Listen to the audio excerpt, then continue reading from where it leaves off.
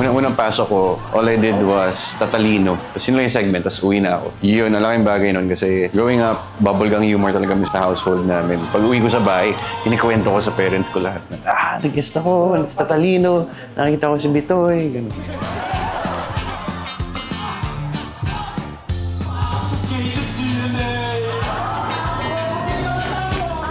Bubblegum core memory ko, nung medyo bago pa ako sa showbiz, isa ito sa mga first ko na naging show. Super dream come true kasi isa siya sa very few shows na pinapanood ko talaga. Originally, bago ako talaga naging artista, dream ko talaga is maging komedyante.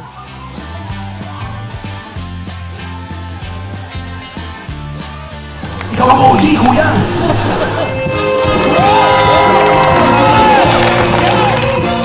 Kinabahan ako, hindi ko in-expect na ganun kadami yung tao sa studio. Sa totoo lang, binigay sa akin, sabi ko, sure ba to? Ito talaga yung kakantahin ko? Ano namang segment yun? Tapos nung nakita ko dating doon, tapos na-realize ko, oh my goodness, dati, pinapanood ko lang yun ngayon. Andun na ako sa stage, kinanta ko yung opening ng dating doon.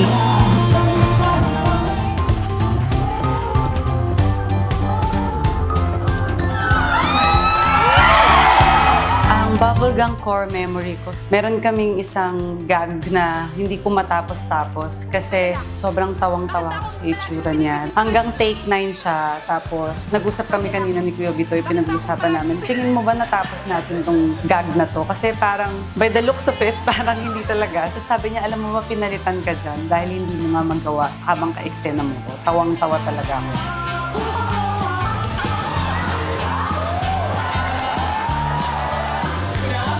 Nakakatuwa na ang daming pumunta to celebrate the 30th anniversary of Bubblegum, and I'm really happy po to be a part of it. Kasing edad ko halos yung Bubblegum.